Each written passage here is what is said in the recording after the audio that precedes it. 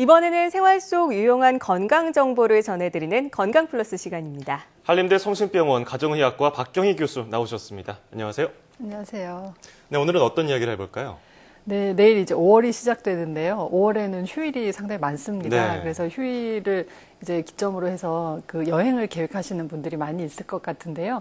오늘은 여행을 떠나기 전에 건강을 위해서 준비해야 될 것들에 대해서 알려드리고자 합니다. 네, 국내로 여행 떠나기 전에 가장 먼저 건강을 위해서 고려해야 될 게 대체 뭘까요? 네, 사실 여행을 떠나기 전에 현지 정보를 상당히 검색을 많이 하시잖아요. 네. 근데 그 현지 정보를 검색하는 것 이외에도 또 하셔야 되는 게 있는데 네. 내가 여행을 가는 지역에 얼마나 건강 관련된 위험성이 있는지를 반드시 고려를 해야 됩니다. 특히 해외여행의 경우에는 해당 국가에 말라리아나 황열과 같은 미리 조심을 해야 되는 유행하는 질병이 없는지, 그리고 출입국을 할 때 반드시 가져가야 될 건강 관련된 증명서는 없는지, 그런 것들을 사전에 미리 확인해 볼 필요가 있습니다. 그리고 또 한 가지 중요한 요인은 여행에 참여하는 사람들의 건강 상태나 체력 상태입니다. 예를 들어서 무릎이나 허리 관절통이 심한 사람이 오래 걸어야 된다거나 오랜 시간 동안 차를 타고 이동해야 하는 여행 코스를 선택한다면 상당히 건강에 무리가 가게 되기 때문에 좀 피하는 것이 좋겠죠. 그래서 예. 그런 것들을 미리 고려하는 게 좋을 것 같습니다. 네. 건강 상태를 고려하는 여행은 사실 안 해본 것 같아요. 이거 미리 해야 될 것 같은데. 네. 그렇다면 해외여행 가기 전에 뭐 예방접종이라든지 뭐 상비약 같은 거 어떤 걸 네, 준비해야 네. 될까요? 되게 우리가 이제 A형 간염이나 B형 간염, 그리고 파상풍과 같은 어릴 때부터 해야 되는 기본 예방접종을 꼭 했는지를 반드시 챙겨보는 게 필요합니다. 네. 만약에 그런 것들을 안 했다고 하거나 아니면 항체가 없다고 알고 있다면 여행을 떠나기 전에 예방접종을 반드시 완료를 하고 가는 것이 좋겠고요. 모기에 물려서 생기는 병인 말라리아나 황열이 유행하는 지역으로 여행하시는 분들은 말라리아에 대한 예방약이나 황열에 대한 예방접종을 그 위험 지역에 도착하기 7에서 10일 전부터는 시작을 해야 되기 때문에 네네. 대개 출발 2주 전부터는 병원을 방문해서 계획을 하시는 게 좋고요. 예. 또 여행 지역이 상당히 다양해지다 보니까 뭐 티베트 쪽이나 남미의 고산 지역을 여행하는 경우도 상당히 많습니다. 그래서 고산병에 대한 관심도 높아지고 있는데요.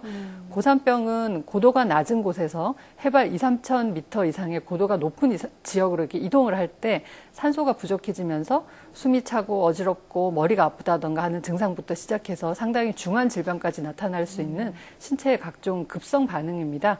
그래서 이걸 예방하기 위해서도 미리 처방하는 약이 있기 때문에 해당 지역을 여행을 계획을 하신다면 반드시 병원에 가셔서 그 처방을 받아서 휴대를 해가시는 게 좋겠고요.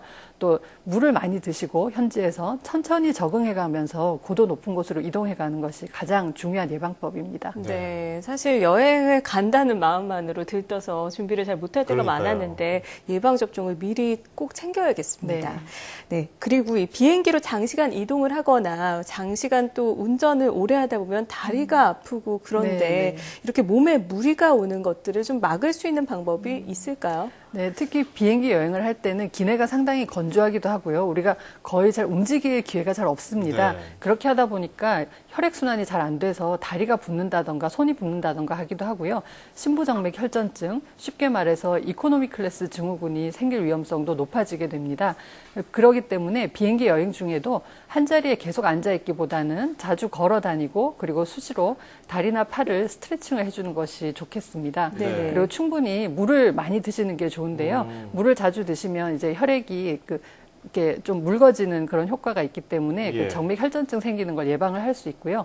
임산부나 비만, 흡연, 그리고 각종 혈전이 잘 생길 수 있는 만성 질환군이 있습니다. 이런 분들은 고위험군이기 때문에 이런 분일수록 복도 쪽에 앉아서 자주 움직여 주셔야 되고요. 예. 물을 많이 드시는 게 좋습니다. 네네.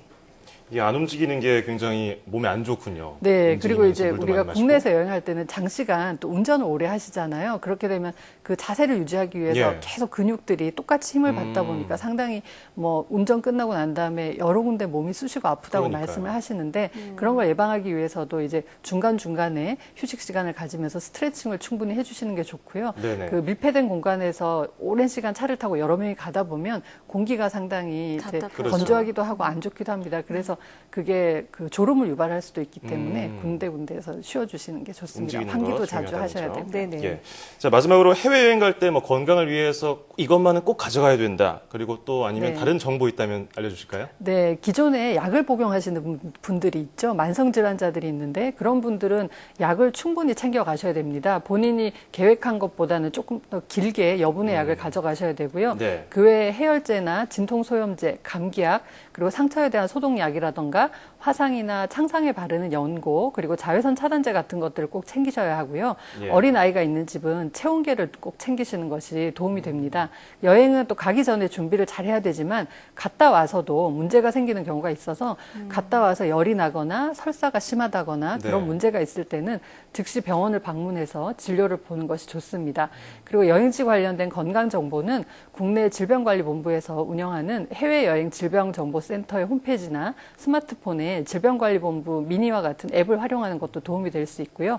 참고할 만한 해외 사이트로는 WHO나 미국 질병관리통제센터의 홈페이지가 있습니다. 참조하시면 많이 도움이 되실 것 같습니다. 네, 황금 연휴 기간에 여행 가시는 분들 참 많으실 텐데요. 이 여행은 떠나기 전에 어떻게 준비를 하느냐에 따라서 많은 것이 달라진다고 하죠. 만약의 상황을 대비해서 비상약, 의료물품을 꼼꼼하게 챙기는 거 기억하시면 좋겠습니다.